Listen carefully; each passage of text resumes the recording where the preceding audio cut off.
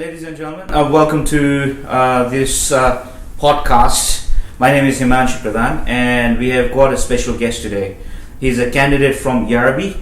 He's a Greens candidate. He's been in Gangalan for 20 years, Mr. Mainul Haque. We have him here, and we are talking about his election campaign and what he wants to do after he wins, or even though he doesn't. So, welcome, Mr. Mainul. Thank you, Himanshu. Thank you so much. Now, let's straight get to the point.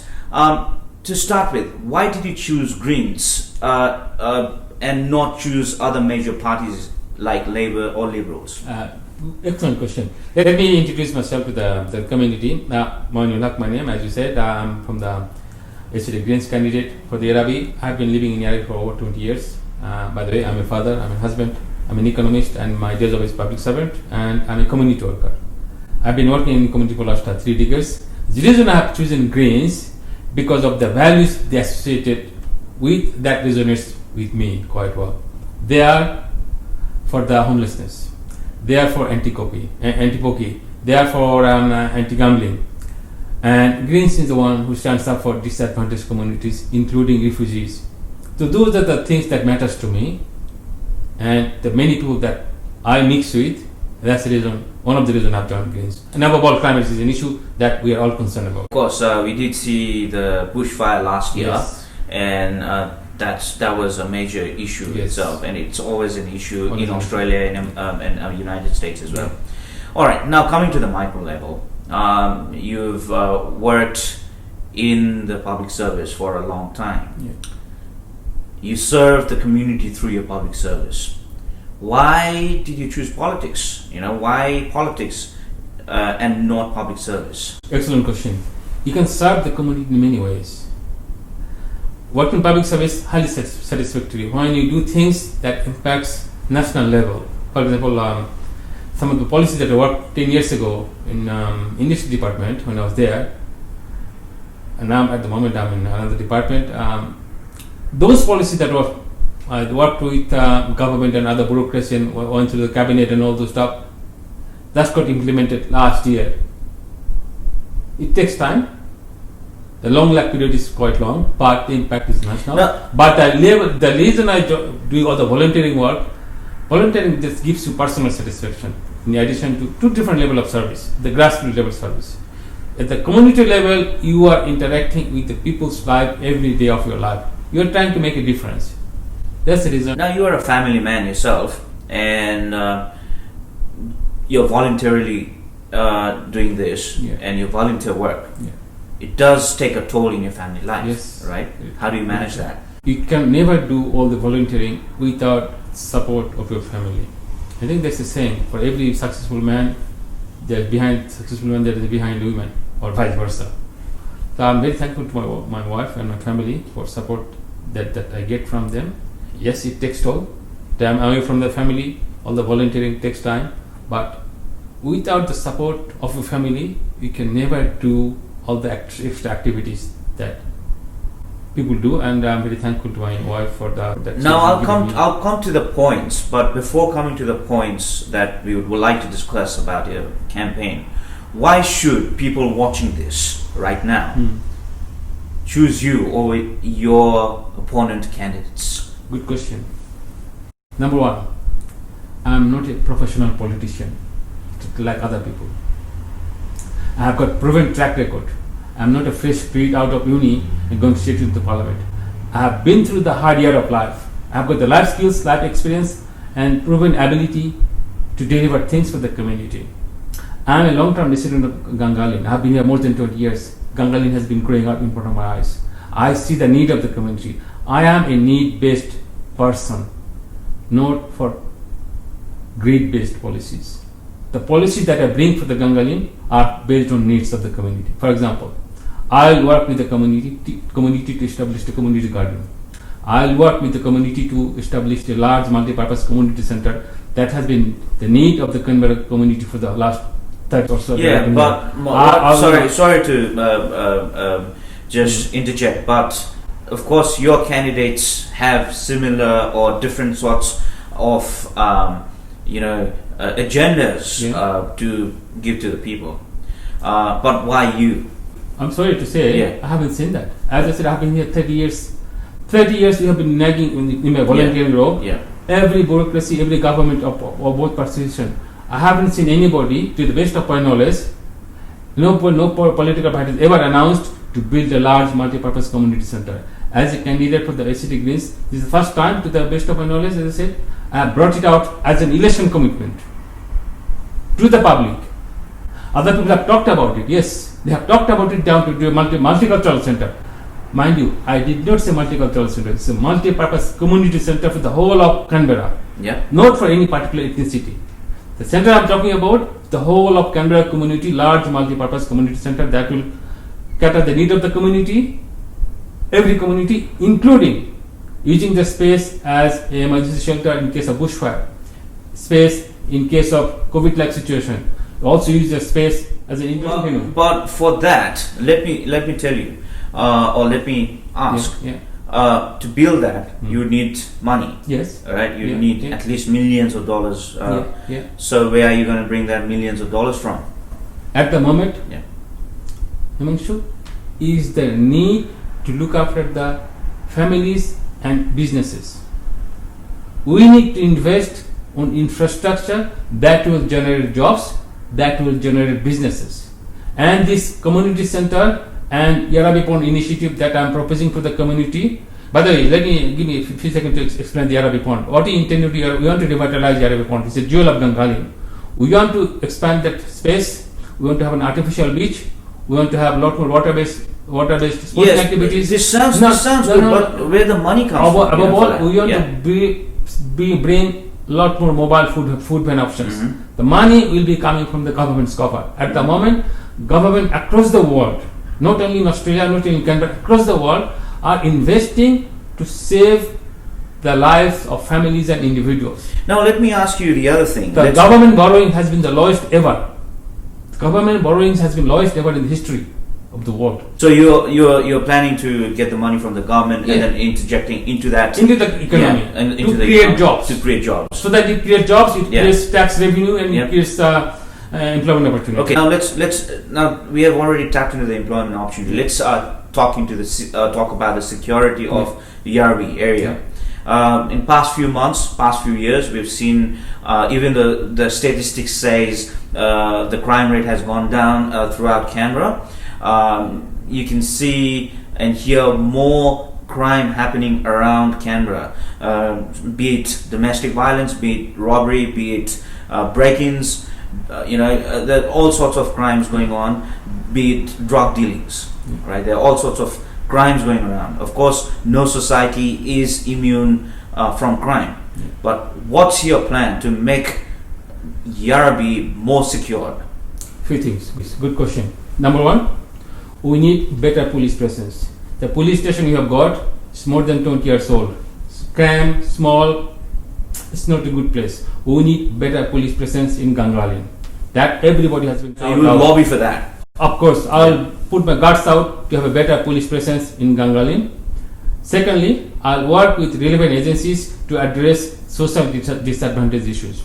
That crimes happens mostly from people from disadvantaged situation, due to family breakdown, due to drug issues, due to mental health issues. We need to address the social inequity in our community. In addition to police presence, you have to use both stick and carrot. By stick alone is not going to solve the problem. You need to have carrot as well. So you need to address the social disadvantage issues, including domestic violence, including mental health, including drug issues. So we need to address those issues as well. And I'll be working with relevant people to address these issues because I know the community. Well, yes. So you would, of course, try and build up more police presence. Hopefully, you'll be successful in that. Now, coming into the other part is the small businesses. What do you think? How you would help the small businesses around in Yerrabi, around in Canberra itself, because the COVID situation, looking at the COVID situation, lots of people are struggling at the moment, right? And small businesses for sure are struggling. And after post-COVID situation, small businesses will have to thrive for the economy. What's your planning? The two initiatives that I'm bringing in is going to create jobs for the local economy, supporting local businesses.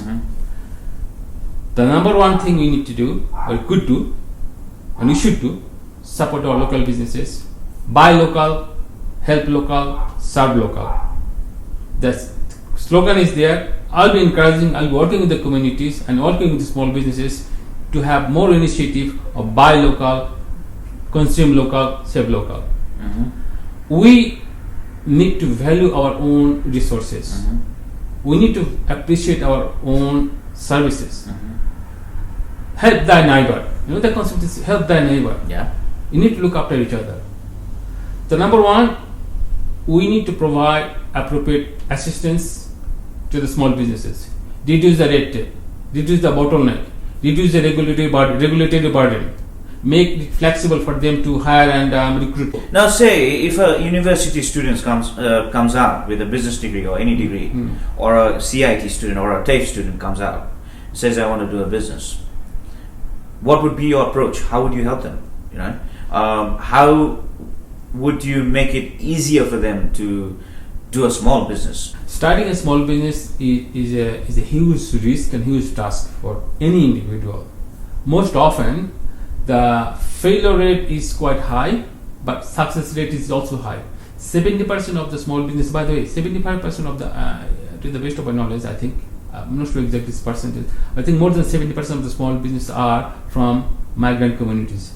The reason is, and those businesses, they're thriving because of their determination to succeed, determination to forge ahead, because those people have nothing to fall back to. Hardworking, resilient, and these are the individuals that thrive in life. The English students, when they come, of course, they are driven. That to success. If you look at the statistics, all the young entrepreneurs are highly driven. Let's come to so the we point. need to provide What are you opportunities. going to do? What are you as an individual, or when you win, going to do? Let's come to the point. You know? I cannot invent policies out of the blue. I will be working with the relevant authorities in innovation department and infrastructure department and all the other department to provide a vehicle for small businesses, for young people to get appropriate assistance, including be it loans and other mechanisms. Now, as you see in Yerrabi area, you see the more migrants around as well. You see those international students, right? That has come, achieved their degrees, achieved what they need to, and now have settled down as a community member, as a citizen. So, looking at the statistics, international students are the second source at the moment for Australian government for generating income. And due to the COVID situation, international students are the ones, those are the most affected as well. Of course, everyone is affected, but we can see in the community that the international students are one of those who are the most affected. What is your plan for those international students who can be, number one, a great source of income for Australia, great human resource for Australia? You know, what can you do? What's your plans for that? It's a very good question. The contribution the international students make to Australia, as you said, is the second largest export earner of Australia. $36 billion Australia earns. And I stood up for the students. When COVID happens, in the beginning, early stage of the COVID, majority of the businesses were shut down, international students suddenly lost their jobs.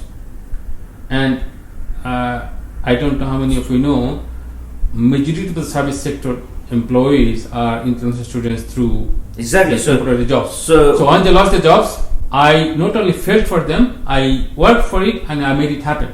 I wrote an op-ed on Canberra Times article. I wrote an article on 21st of April. Following that, I argued for the Commonwealth has failed to include these international students and temporary visa holders in COVID package.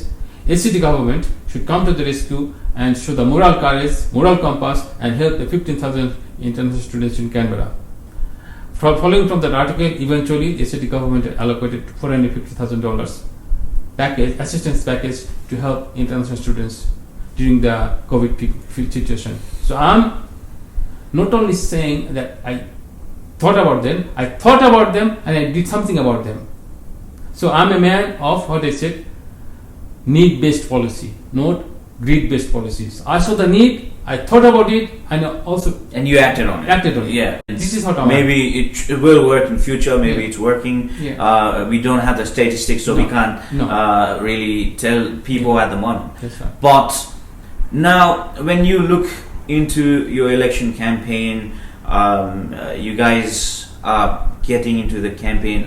This is the final stages of your election. When you look into Yerrabi as a whole, or ACT as a whole, when you go, maybe when you win, right? You've told us what you would do when you win. Say, unfortunately, you lose. What would you do if you lose? Life goes on. You get involved in public life, you make a contribution. And as you said in the beginning of our chat, you can contribute in many ways. I'm in public service.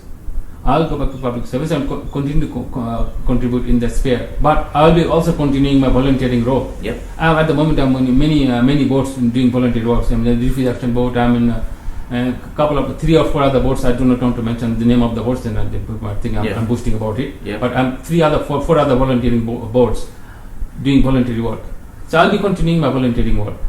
So I'm a community worker, always has been in community activities, and I'm thankful for the. So when you're doing campaigning, what are the few problems that you see from the community? What are the few problems that you actually have noted down and said, okay, these are the problems that I'm going to,